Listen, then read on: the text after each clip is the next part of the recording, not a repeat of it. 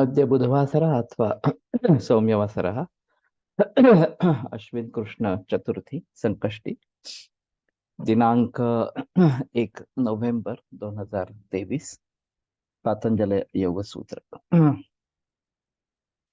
मूकं करोति वाचालं पंगुं लंघयते गिरिं यत्कृपातमहं वन्दे परमानन्दमाधवम् अपि स्वशक्त्या तपसि प्रवर्तसे शरीरमाद्यं खलु धर्मसाधनं कनिष्ठिकाधिष्ठितकालिदासो यदुक्तवान् तद् अहमत्र वक्ष्ये उद्दिष्टमायुर्वेदस्य स्वस्थस्य स्वास्थ्यरक्षणम् आतुरे रोगमुक्तिश्च द्वयमेतत् प्रयुज्यते योगशास्त्रेऽधुना किन्तु न तत्तस्य प्रयोजनं द्वयोर्मोक्षप्राप्तिः स्यात् योगो मोक्षप्रवर्तकः स्वास्थ्यं च रोगमुक्तिश्च मोक्षप्राप्तिस्तथैव च सम्यगध्ययनेनैव आयुर्योगस्य तद्भवेत्।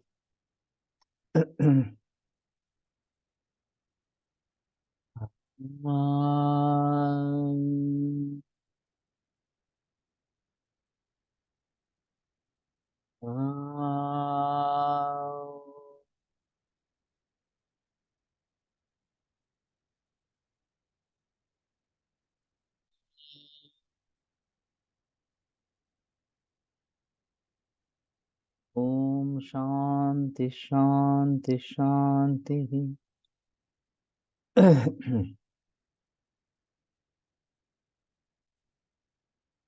प्रथमोऽध्यायः समाधिपादः।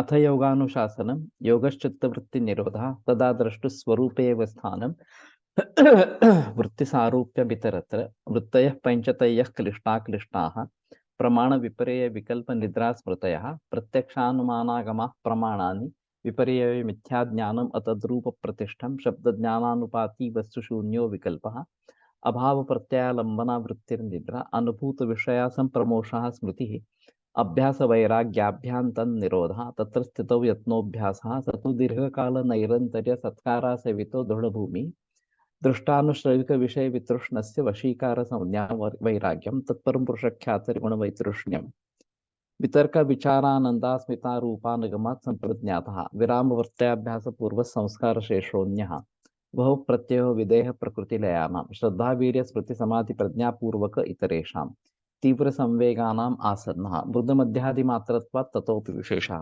ईश्वरप्रणिधानात् वा क्लेशकर्म विपाकाशैरपरामृष्टः पुरुषविशेष ईश्वरः तत्र निरतिशयं सार्वज्ञबीजम् स पूर्वेषामपि गुरुः कालेनानवच्छेदात् तस्य वाचकः प्रणवः तज्जपस्तदर्थभावनं ततः प्रत्यक्केतनाधिगमोप्यन्तरायाभावश्च व्याधिस्त्यान संशय प्रमादालस्या दर्शनालब्धभूमिकत्वान्वस्थितत्वानि चित्तविक्षेपास्ते अंतरायाः दुःखदौर्मनस्य अङ्गमेजयत्व श्वासप्रश्वासा विक्षेपसह भुवः तत्प्रतिषेधार्थम् एकतत्वाभ्यासः मैत्रीकरुणामुदितोपेक्षाणां सुखदुःखपुण्यापुण्यविषयाणां भावनातश्चित्तप्रसादनम् प्रच्छर्दनविधारणाभ्यां वा प्राणस्य विषयवती वा प्रवृत्तिरुत्पन्ना मनसस्थितिनिबन्धिनी विशोका वा ज्योतिष्मति वीतरागविषयं वा चित्तं स्वप्ननिद्राज्ञानालम्बनं वा यथाभिमतध्यानाद्वा परममहत्वान्तोऽस्य वशीकारः क्षीणवृत्तिरभिजातस्यैव मणिर्गृहीतृग्रहणग्राह्येषु तत्स्तदञ्जनता समापत्तिः तत्र शब्दार्थज्ञानविकल्पैः सङ्कीर्णा सवितर्का समापत्तिः स्मृतिपरिशुद्धौ स्वरूपशून्येवार्थमात्रनिर्भासा निर्वितर्का एतयैव सविचारा निर्विचारा च सूक्ष्मविषया व्याख्याता सूक्ष्मविषयत्वं चालिङ्गपर्यवसानं ता एव सबीजः समाधि निर्विचारवैशारदीयध्यात्मप्रसादः ऋतुम्भरा तत्र प्रज्ञा श्रुतानुमानप्रज्ञाभ्याम् अन्यविषया विशेषार्थत्वात् तज्ज संस्कारोऽन्यसंस्कारप्रतिबन्धि तस्यापि निरोधे सर्वनिरोधात् निर्बीजः समाधिः इति पतञ्जलिविरचिते योगसूत्रे प्रथमः समाधिपादः। द्वितीयोऽध्यायः साधनपादः तपस्वाध्यायेश्वरप्रणिधानानि क्रियायोगः समाधिभावनार्थः क्लेशतनुकरणार्थश्च अविद्यास्मितारागद्वेषाभिनिवेशाः क्लेशाः अविद्याक्षेत्रमुत्तरेषां प्रसुप्ततनुविच्छिन्नोदराणाम् अनित्याशुचिदुःखानात्मसु नित्यशुचिसुखात्मका च प्रविद्या दृग्दर्शनशक्त्योरेकात्मतेवास्मिता सुखानुशयी रागः दुःखानुशयी द्वेषः स्मरसवाहि विदुषोऽपि तथा रूढोऽभिनिवेशः ते प्रतिप्रसव हेयाः सूक्ष्माः ध्यान हेयास्तद्वृत्तयः क्लेशमूलः कर्माशय दृष्टादृष्टजन्म वेदनीयः सति मूले तद्विपाको जात्यायुर्भोगाः तेल्लाद परितापफलः पुण्यापुण्य हेतुत्वात् परिणाम ताप संस्कार दुःखैर्गुणवृत्ति विरोधाच्च दुःखमेव सर्वं विवेकिनः हेयं दुःखम अनागतम दृष्टुदृश्य संयोगो हेय हेतु प्रकाश क्रिया स्थितिशीलम भूतेन्द्रियात्मकं भोगापवर्गार्थम दृश्यम विशेषा विशेष लिंग मात्रा लिंगानि गुणपर्वाणि द्रष्टा दृश्यमात्र शुद्धि प्रत्ययानुपश्यः तदर्थ एव दृश्यस्य आत्मा कृतार्थं प्रति नष्टम अप्यनष्टम तदन्य साधारणत्वात् स्वस्वामी शक्ति स्वरूपोपलब्धि हेतु संयोगः तस्य हेतुरविद्या तदभावात् संयोगाभावो हानं तदृशेः कैवल्यम् विवेक ख्यातिरविप्लवा हानोपायः तस्य सप्तधा प्रान्तभूमि प्रज्ञा योगांगानुष्ठानात् अशुद्धि क्षये ज्ञान दीप्तिरा विवेक ख्याते यम नियम आसन प्राणायाम प्रत्याहार धारणा ध्यान समाधयोष्टावंगानि अहिंसा सत्यास्तेय ब्रह्मचर्या परिग्रहा यमाः जाति देश काल समयानवच्छिन्ना सार्वभौमा महाव्रतम शौच संतोष तपस्वाध्यायेश्वर प्रणिधानानि नियमाः वितर्क बाधने प्रतिपक्ष भावनम वितर्का हिंसादयः कृतकारितानुमोदिता क्रोध लोभ क्रोध मोह पूर्वका मृदु मध्याधिमात्रा दुःखाज्ञानानंत फला इति प्रतिपक्ष भावनम अहिंसा प्रतिष्ठायां तत्सन्निधौ वैरत्यागः सत्य प्रतिष्ठायां क्रियाफलाश्रयत्वम् अस्तेय प्रतिष्ठायां सर्वरत्नोपस्थानम् ब्रह्मचर्य प्रतिष्ठायां वीर्यलाभः अपरिग्रह स्थैर्य जन्म कथनता संबोधः शौचात् स्वांग जुगुप्सा परेर संसर्गः सत्वशुद्धि सत्वशुद्धि सौमनस्यैकाग्रेन्द्रिय जयात्मदर्शन योग्यत्वानि च संतोषाद अनुत्तम सुख लाभः कायेन्द्रिय सिद्धिशुद्धि क्षयात् शतपसः स्वाध्यायात् इष्टदेवता संप्रयोगः समाधि सिद्धि ईश्वर प्रणिधानात् स्थिर सुखमासनम प्रयत्न शैथिल्यानंत समापत्तिभ्यां ततो द्वन्द्वानभिघातः तस्मिन् सति श्वास प्रश्वासैर्गति विच्छेद प्राणायामः बाह्याभ्यंतर स्तंभवृत्तिर्देश काल संख्याभिः परिदृष्टो दीर्घ सूक्ष्म बाह्याभ्यंतर विश्राय क्षेपी चतुर्था ततः क्षीयते प्रकाशावरणम धारणा च योग्यता मनसा स्वविषया संप्रयोगे चित्त स्वरूपानुकार इवेन्द्रियाणां प्रत्याहारः ततः परमावश्यता वश्यतेन्द्रियाणाम् इति पतंजलि विरचिते योग सूत्रे द्वितीय साधन पादः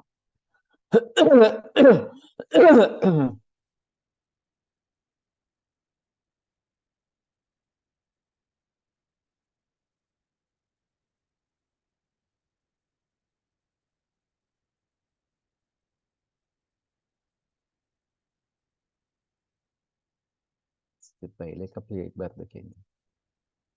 निर्वृत्त की चित्तावस्था में अवधान किस प्रकार से रहता है। तो ये आशंका मैंने पिछले बुधवार को ली थी, लेकिन फिर भी ये काफी मुश्किल मामला है, तो इसको थोड़ा रिपीट करेंगे। इसमें एक छोटी शंका रहती है कि उसका निरीक्षण कैसे करना है, ये देखेंगे।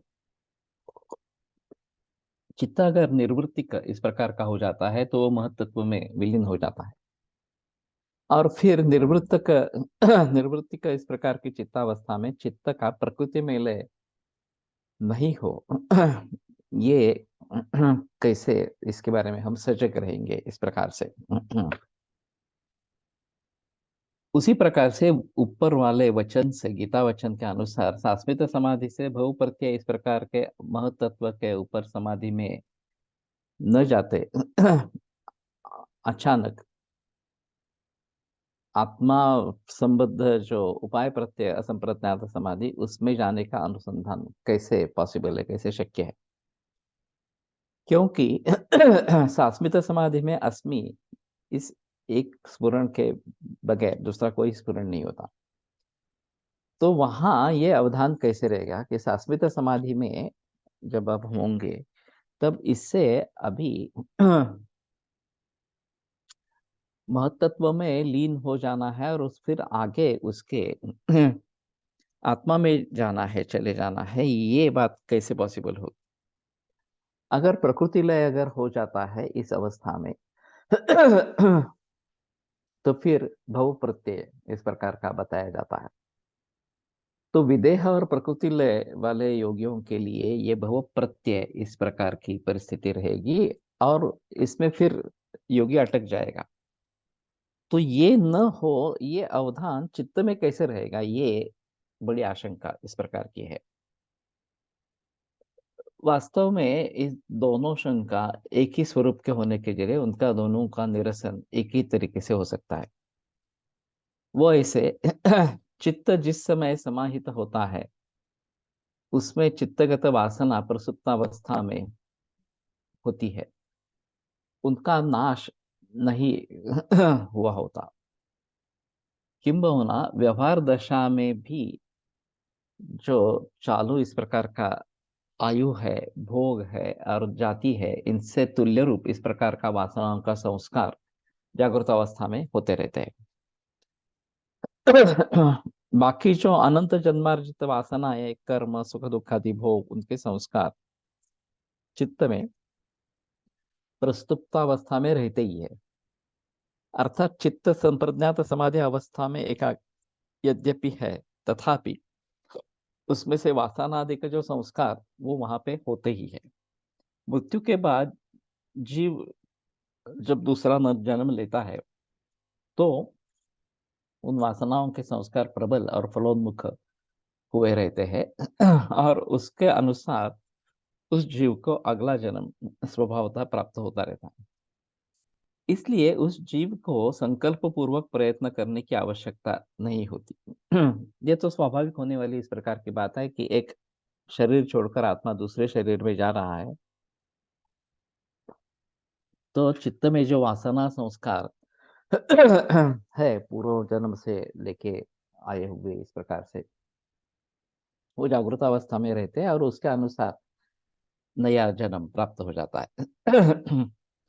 इसके लिए जीव को संकल्प पूर्वक प्रयत्न करने की आवश्यकता नहीं होती।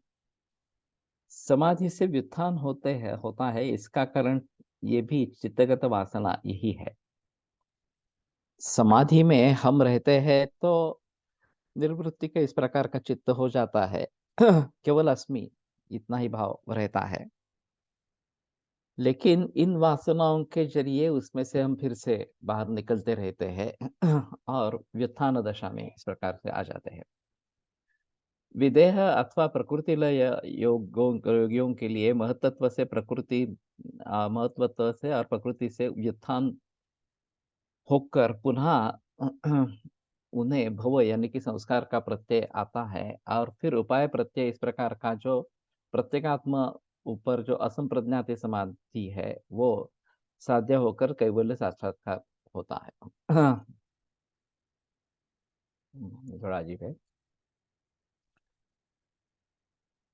तो विदेह या प्रकृति लय इन योगियों का महतत्व से और प्रकृति से व्युत्थान होकर पुनः उसको भव यानी कि संसार का प्रत्यय होता है और फिर उपाय प्रत्यय, उपाय से जिसका प्रत्यय होगा है जो आत्मा के ऊपर असंप्रज्ञात समाधि जो है उसके जरिए कैवल्य का साक्षात्कार होता है। उसका कारण यही भी इस प्रकार की चित्तगत वासना संस्कार उसका है। चित्तगत वासनाओं के जरिए जीव जन्म लेके सुखद आदि के भोग होते हुए उस चित्त की विषय वासना, दोष, दृष्टि, वैराग्य इनके योग से क्षीण होते जाए और फिर पीछे वर्णित जो वशीकार संज्ञा का वैराग्य उसके प्राप्ति के समय में वो नष्ट हो जाए और फिर उस पूर्व जागृत हुई जो अपवर्ग विषयक मोक्ष विषयक भावना वासना वो धीरे धीरे वृद्धिंगत होकर अंति कैवल्य साक्षात्कार हुआ होना, यही त्रिगुणों की भोगापवर्गता तथा रूप शक्ति हो। तो जो अनेक जन्मों से इस प्रकार के संस्कार वासना के रूप में हमारे चित्त में स्थित है वो धीरे धीरे उनका क्षय होते जाना और फिर तो भोगा के लिए जो मन की शक्ति खर्च होना ये धीरे धीरे कम होना और अपवर्गार्थता मोक्ष के लिए उसके प्रयास बढ़ते रहना, इस प्रकार की स्थिति होती रहेगी। और फिर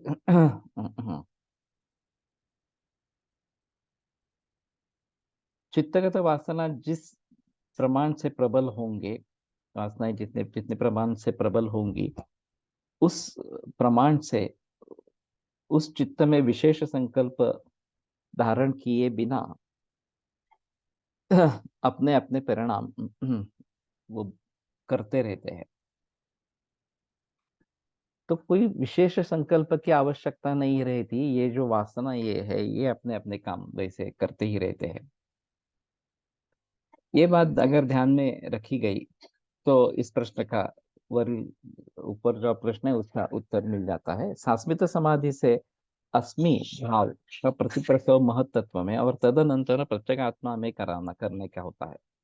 उपाय प्रत्यय संप्रज्ञात समाधि सिद्ध करना है। ऐसा दृढ़ संकल्प करके अगर हम अभ्यास के लिए आसन पर बैठे और फिर चित्त महतत्व में बहुत पर से असंप्रज्ञात समाधि में संस्कार शेष हो गया, तो फिर फिर भी उसमें दृढ़ संकल्प ही संस्कार शेष भाव को पहुंचा हुआ होता है। उसके आधार पर, उसके बल पर अंतर प्रयत्न अपने आप होकर चित्त प्रकृति में विलीन न होते हुए प्रत्येगात्मिक निष्ठ हो सकता है। तो इसमें ये संकल्प महत्वपूर्ण है कि मेरा प्रकृति लय नहीं होना है। उपाय प्रत्यय इस प्रकार का जो कैवल्य साक्षात्कार, उसकी तरफ मुझे मुड़ना है, ये इस प्रकार का संकल्प मन में रहना चाहिए और उसकी भी केवल वृत्ति मन में रहे, उसके आधार पर वो उस दिशा से मार्गक्रमण कर सकेगा। तो जो ऊपर बताई गई सावधानता अगर रखनी है, इसका मतलब इतना ही है कि अभ्यास के लिए बैठते समय अगले अभ्यास काल में हमें प्रत्यगात्मिक निष्ठ उपाय प्रत्यय असंप्रज्ञात समाधि सिद्ध करने का है, ऐसा दृढ़ संकल्प करना है। इस प्रकार के दृढ़ संकल्प से अगर हम अध्ययन आरंभ करेंगे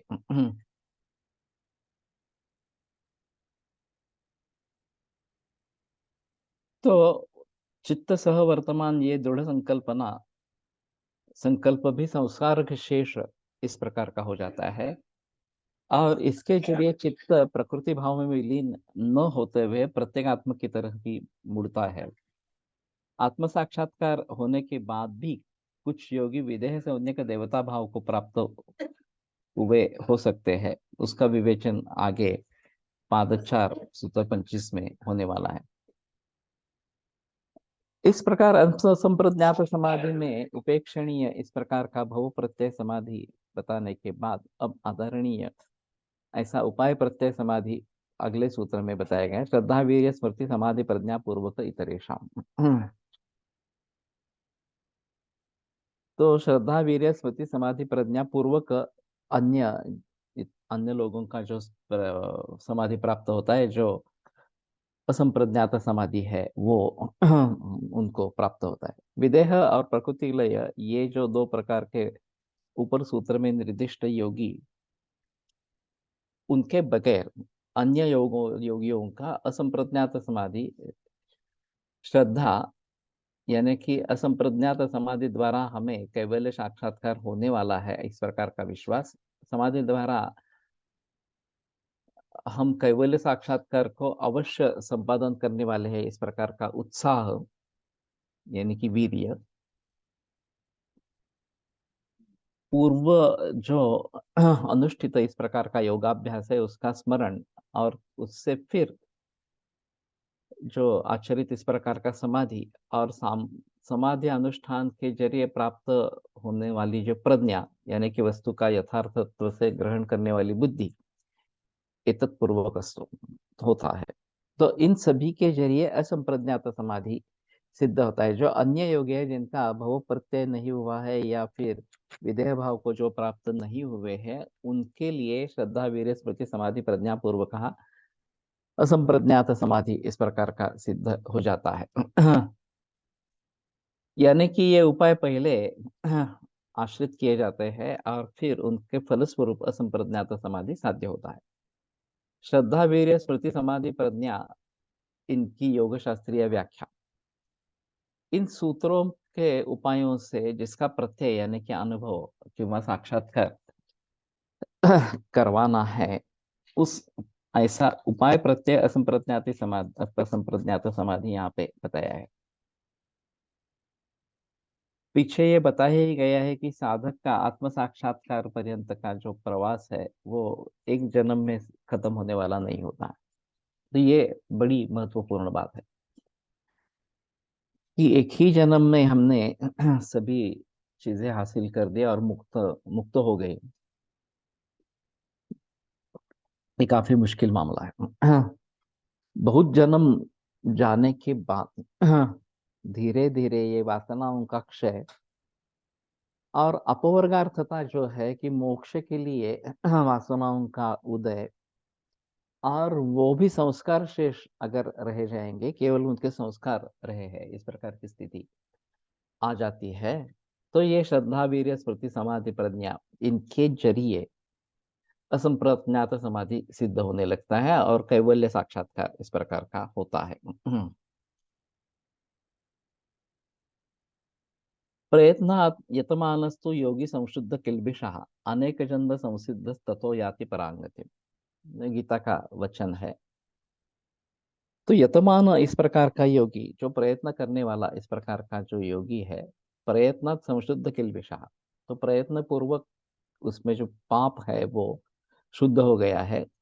अनेक जन्म संसिद्ध, और अनेक जन्मों से जो संसिद्ध इस प्रकार का हो गया है, वो ततो याति परांगति, वो परागति को, मोक्ष भाव को प्राप्त कर लेता है।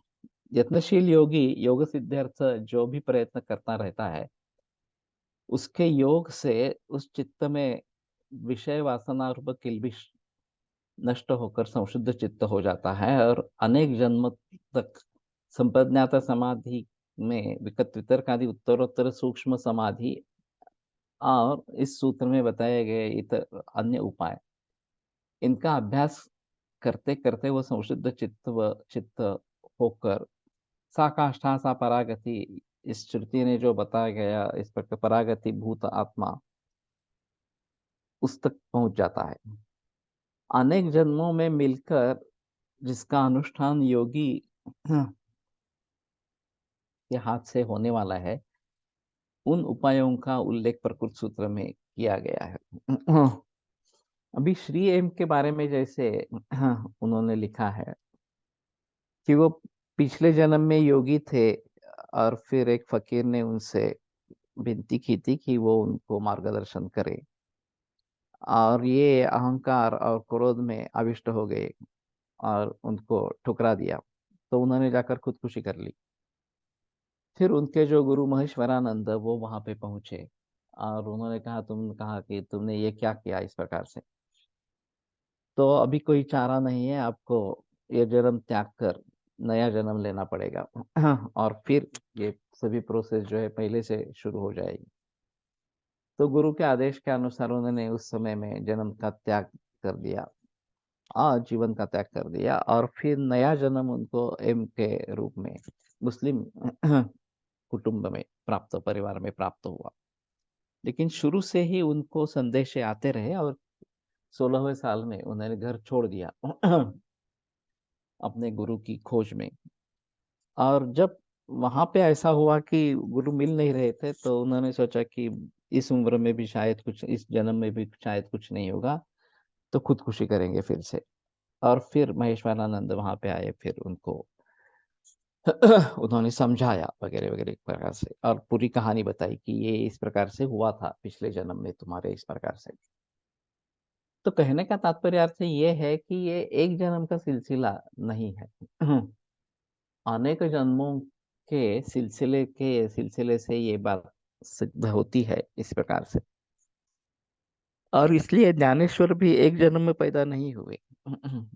वो भी उनका वासनाओं का क्षय और कैवल्य साक्षात्कार के लिए प्रयास, और योगी इस प्रकार से। तो ये चलता ही रहा, इसीलिए ज्ञानेश्वर ने 21वें वर्ष में समाधि इस प्रकार की ले ली।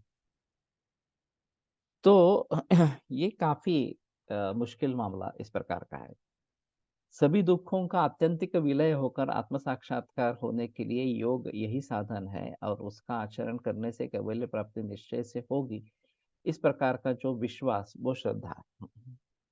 मैं जिस राह पर चल रहा हूँ, वो राह मुझे आत्म साक्षात्कार की तरफ लेके जाएगा, ये दृढ़ विश्वास हमारे मन में होना चाहिए, श्रद्धा होनी चाहिए उसके बारे में। और फिर असंप्रज्ञात समाधि से असंप्रज्ञात समाधि में हम जा सकते हैं। इस श्रद्धा के जरिए योगांगों का जो अनुष्ठान साधक अ, करता है, वो अनुष्ठान करते हुए चित्त प्रसादात्मिक जो अर्वाचीन यानी कि प्राथमिक प्रारंभिक फल उनको प्राप्त हो गई, तो उसकी योगानुष्ठानावधि की श्रद्धा अधिक बढ़कर वो ब्रह्मचर्य आदि नियमों का पालन बड़े आस्था से करने लगता है। तो जब उसको फल मिलने लगते हैं इस प्रकार से करने से, तो उसकी श्रद्धा और दृढ़ मूल इस प्रकार की हो जाती है। वैसे भी हमारे पास मरीज आते हैं, वो किसी दूसरे मरीज के रेफरेंस से आते हैं, तो उनमें विश्वास होता है कि इस रुग्ण का इन्होंने अच्छा किया है, तो मेरा भी अच्छा करेंगे इस प्रकार से। और जैसे ट्रीटमेंट शुरू करते हैं और उनका विश्वास बढ़ते जाता है कि हाँ, अरे सचमुच ही मुझे ठीक लग रहा है, मैं ठीक हो रहा हूँ इस प्रकार से। तो उसका विश्वास जो है वो ज़्यादा प्रबल इस प्रकार का हो जाता है। और फिर वो हमने जो परहेज बताया है या फिर जो दवाइयाँ दी है, जो भी प्रोसीजर्स की है, उसमें वो ज़्यादा इंटरेस्ट लेके बड़ी आस्था से वो करने लगता है इस प्रकार से। उसी प्रकार का यहाँ पे है। ब्रह्मचर्य का साक्षात फल वीर्य लाभ है। वीर्य यानी कि मैं ये चीज़ निश्चित रूप से संपादन करूँगा ही, इस प्रकार का उत्साह। तो वीर्य का एक अर्थ शुक्र इस प्रकार का किया जाता है और यहाँ पे जो अर्थ अपेक्षित है ये उत्साह प्राप्त होना कि निश्चय होना कि हाँ, ये मैं निश्चित रूप से प्राप्त कर सकूंगा ही इस प्रकार से। ये इस प्रकार का उत्साह, तो श्रद्धा वीर्य यानी कि ये इस प्रकार का उत्साह इस प्रकार का है। इस उत्साह से साधक योगाभ्यास जब करने लगता है, तो उसके पूर्व जन्म के अभ्यासों का स्मरण होता है। तत्र तम बुद्धि संयोगम लभते पौर्वदेहिकम यतते च ततो भूया संशुद्धौ कुरुनंदन। और फिर उसको बुद्धि संयोग पौर्वदेहिक जो है वो उसको प्राप्त हो जाता है। और फिर ज्यादा जोर से प्रयत्न वो करने लगता है संसिद्धि के लिए इस प्रकार से कुरुनंदन अर्जुन को यह विशेषण है, संबोधन है। तो कहने का तात्पर्य अर्थ ये है कि श्रद्धा और वीर्य से ये सब जब करता रहता है, तो उसको पूर्व जन्म में उसके जो संस्कार है, बुद्धि संयोग वगैरह, वो जागृत हो जाते हैं, उनके बारे में पता चलता है और फिर और जोर से वो प्रयत्न करने लगता है। ये गीता वचन ऐसा ही बताता बताता है कि योगी के यहाँ पूर्व देह में जो अनुभव वो जागृत हो जाता है और यही प्रकृति सूत्र में स्मृति इस प्रकार की है। जाति स्मरण करके एक कैटेगरी बताई गई है जो पूर्व जन्म के बारे में स्मरण कर सकते हैं, लेकिन ये बहुत ही कम लोगों में होती है और लोगों का कहना है कि प्रसूति में जो क्लेश होते हैं उसके जरिए विस्मरण हो जाता है। लेकिन ये स्मृति, पूर्व जन्म की स्मृति इस प्रकार के असंप्रज्ञात समाधि के लिए आवश्यक है और वो वहां पे जागरूक इस प्रकार की हो जाती है। तो यही प्रकृत सूत्र में स्मृति इस प्रकार की है। किसी भी कला के अभ्यास के कुछ काल के बाद पूर्व अभ्यस्त जो कला है वो फिर से जल्दी जल्दी आने लगती है। यहाँ भी वैसे ही होता है। तो इसलिए वो योगी वितर्कादि स्थूल समाधि से सूक्ष्म समाधि में जल्दी जाता है और वहां प्रज्ञा का लाभ उसको हो जाता है।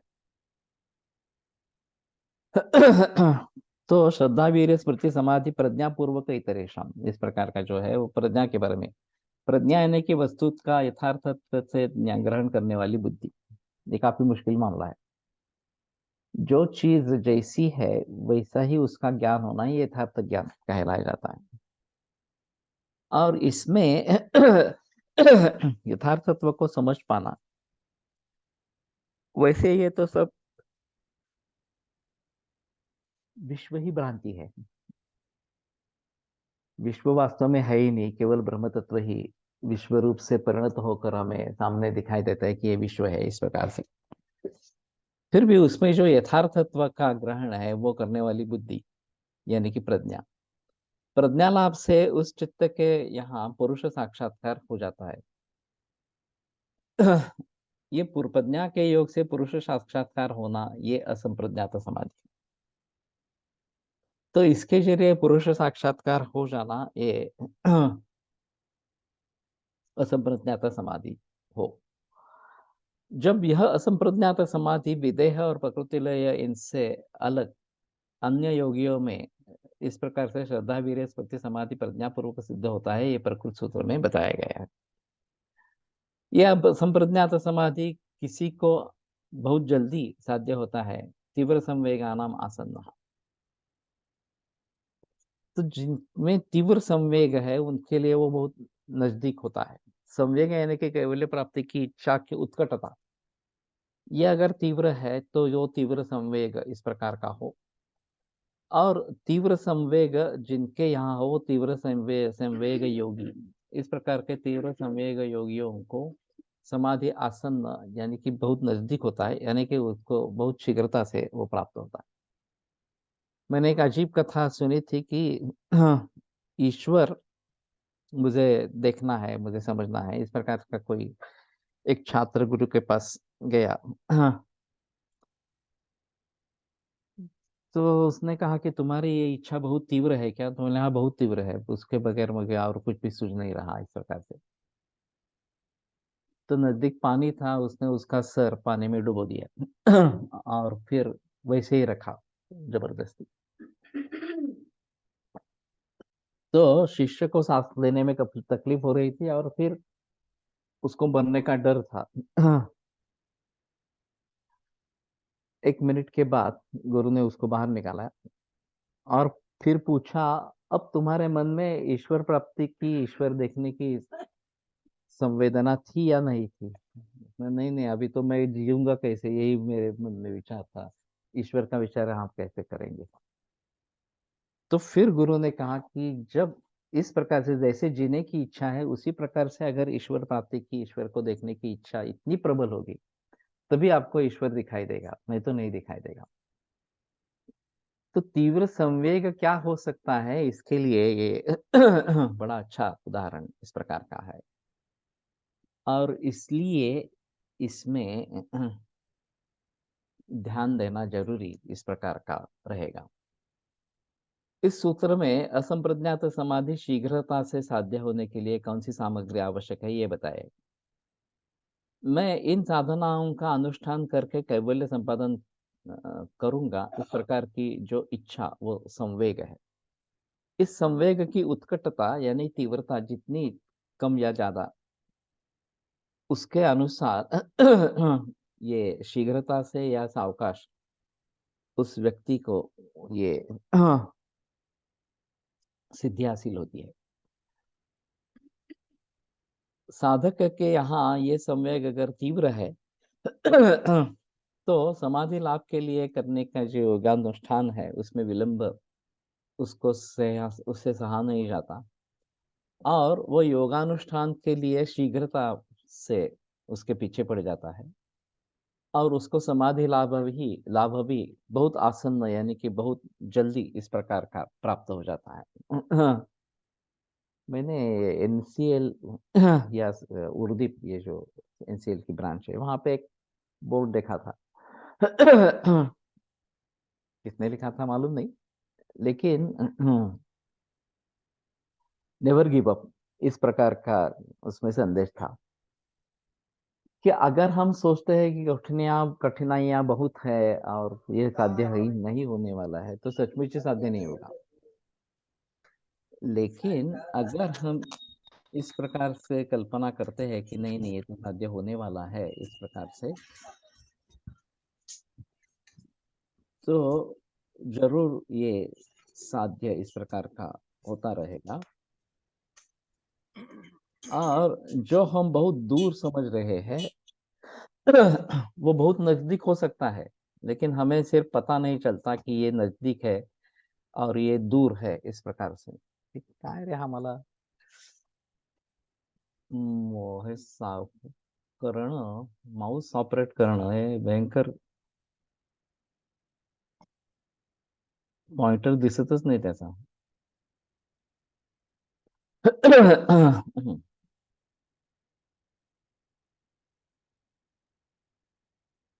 So whatever you feel is far distant, that may be quite nearer to you. Only thing is you have to see it properly. वो जो बोर्ड था वो इस प्रकार का था, और ये बहुत अच्छा संदेश उसमें भेजा गया है कि कभी भी हार नहीं मानना, प्रयास करते रहना इस प्रकार से। तो ये बड़ी महत्वपूर्ण इस प्रकार की बात है। जर अभी अगर ये संयम या संवेग मध्यम इस प्रकार का हो तो कुछ देर के बाद उसको समाधि लाभ होगा, और बहुत ही मंद इस प्रकार का संवेग हो तो बड़ा समय उसमें लगेगा। तो फिर भी ये समझ लेना है कि ये होने वाला है, कि इस प्रकार से मुझे अभी किसका माइक चालू है तो बंद करो, मैं यहाँ से कोशिश कर रहा हूँ लेकिन हो नहीं रहा।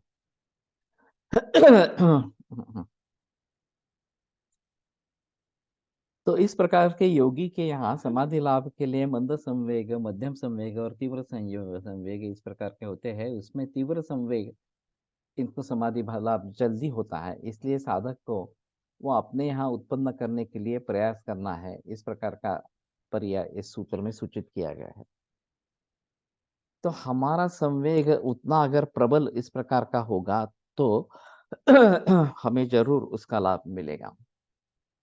ये जो डेडिकेशन की बात की जाती है कि कोई भी कार्य अगर करना है, वो आप पूरी लगन से करते हैं, उसी में जुड़ जाते हैं, तो वो निश्चित साध्य होता है।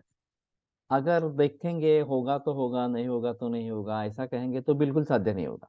ये सही बात है इस प्रकार से। और इसीलिए हमारी चित्तवृत्ति उसी के तरफ अगर मुड़ी रहती है और वही मुझे हासिल करना है, ये बात अगर मन में आ जाती है, तो निश्चित रूप से यह संवेग बढ़ जाता है और फिर आपको सिद्धि प्राप्त हो जाती है। ये संवेग अगर अति तीव्र है तो समाधि लाभ बहुत जल्दी हो सकता है। मृदु मध्यादि मात्रत्वा ततोपि विशेषः, तो मृदु मध्य और अधिमात्र इस प्रकार से इस संवेग का विशेष होता है। तो समाधि लाभ भी उसी प्रकार से जल्दी, थोड़ी देर से और ज्यादा देर से इस प्रकार से प्राप्त होता है। और इसलिए मृदु वेग मृदु तीव्र संवेग होने पर समाधि लाभ देर से या जल्दी इस प्रकार का होता है। मृदु तीव्र संवेग हो तो ये ऐसा क्या कहा, मध्य तीव्र और उससे भी ज्यादा जल्दी होता है, और अधिमात्र अतीव्र तीव्र संवेग संवेग इस प्रकार का हो तो समाधि लाभ तुरंत इस प्रकार का प्राप्त हो जाता है। तो कहने का तात्पर्य अर्थ ये है कि हमारी जिस प्रकार की भावना होगी उसके आधार पर यह समाधि लाभ जल्दी होना है, देर से होना है, ये बातें निर्भर इस प्रकार की रहती है। तो ठीक है, रुकते हैं। अगले बुधवार को आगे बढ़ेंगे।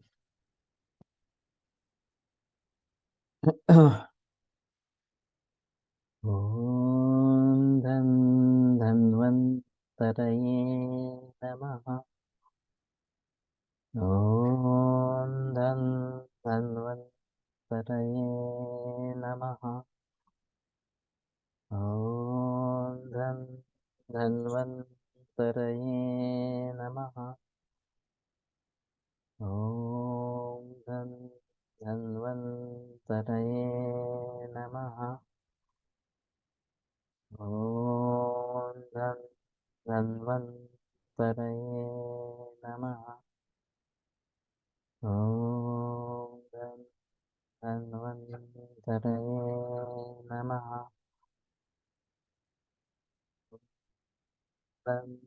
धन्वन्तरये नमः। ॐ धन्वन्तरये नमः। ॐ धन्वन्तरये नमः। ॐ धन्वन्तरये नमः।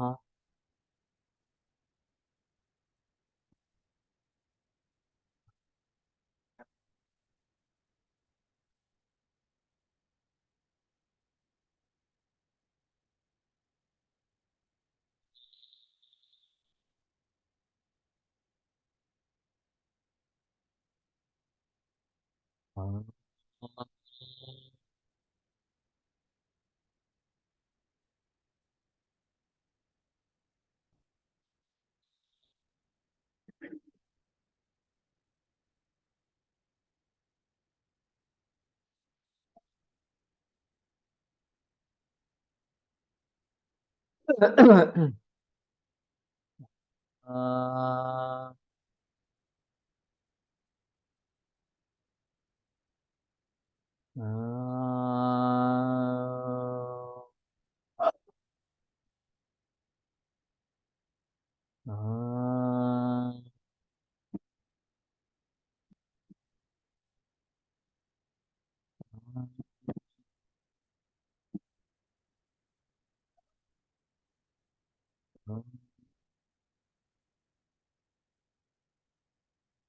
योगेन चित्तस्य पदेन वाचां मलं शरीरस्य च वैद्यकेन योपाकरोत्तं प्रवरं मुनीनां पतञ्जलिं प्राञ्जलिरानतोऽस्मि।